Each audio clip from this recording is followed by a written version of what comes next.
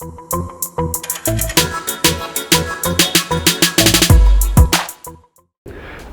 fait, c'est simplement, j'allais dire, un ensemble de techniques informatiques qui font que les ordinateurs font des tâches qui ressemblent à l'intelligence humaine.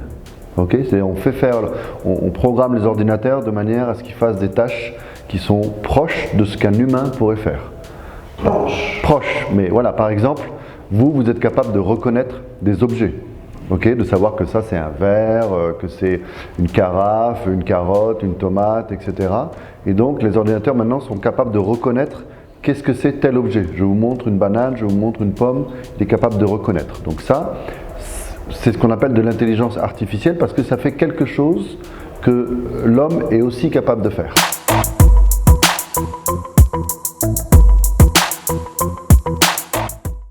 La technique, j'allais dire, principale d'intelligence artificielle, c'est ce qu'on appelle en anglais le machine learning, c'est-à-dire que la machine apprend.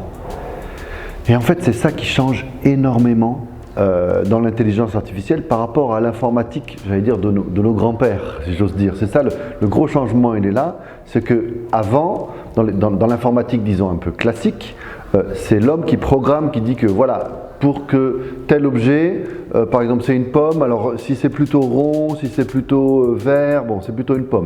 Si c'est plutôt allongé et jaune, c'est une banane. On donne des critères qui disent que si c'est comme ça, alors ça sera ça. Maintenant, le machine learning, c'est on apprend à l'ordinateur. C'est-à-dire qu'on lui donne des images, on lui donne par exemple des images de pommes, on lui dit ça c'est une pomme. On lui donne d'autres images de bananes et on lui dit ça c'est une banane. Et au bout d'un moment, à partir de beaucoup d'images, il va apprendre lui-même et quand vous lui montrez une banane qu'il n'a jamais vue, il va être capable de reconnaître que ça, oui c'est une banane, parce que ça ressemble à tout ce que vous m'avez montré précédemment, dont vous m'avez dit que c'était une banane. Donc il faut lui apprendre. C'est comme un enfant qui doit apprendre. On apprend à l'ordinateur.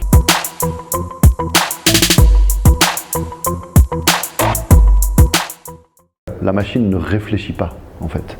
C'est juste qu'on a des nouveaux algorithmes, on a des puissances de calcul qui n'étaient pas disponibles avant, on a des capacités de stockage qui n'étaient pas disponibles avant, on a beaucoup de données aussi qu'on n'avait pas avant, et tous ces facteurs-là réunis, ça fait qu'on peut mettre en place des techniques d'intelligence artificielle. Vous savez, la notion d'intelligence artificielle, elle date des années 1950 en réalité. Mais à l'époque, il n'y avait pas des ordinateurs qui pouvaient calculer très vite, il n'y avait pas autant de données comme on a aujourd'hui avec les photos qu'on prend partout avec nos smartphones, etc.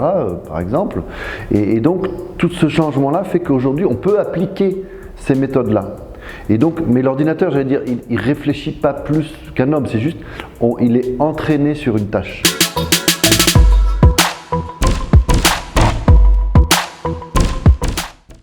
Alors, je ne dis pas que ça n'arrivera jamais, mais en tous les cas, on en est très très loin aujourd'hui. Parce qu'en fait, quand on parle aujourd'hui d'intelligence artificielle, il faut dire que on entraîne des ordinateurs à faire des tâches bien spécifiques. Par exemple, on est en train d'entraîner des robots, entre guillemets, pour conduire une voiture, c'est-à-dire avoir des voitures sans chauffeur, okay, des voitures autonomes. Elle est entraînée sur une tâche particulière qui est conduire. Elle ne saura pas faire autre chose. Donc, elle n'a pas ce qu'on appelle une intelligence générale. Okay, il y a des chercheurs qui travaillent là-dessus, ce qu'on appelle l'intelligence artificielle générale. Mais en fait, on en est très très très loin aujourd'hui. Et ça, quand ça arrivera, oui, là je dirais qu'à ce moment-là, on pourra commencer à avoir peur.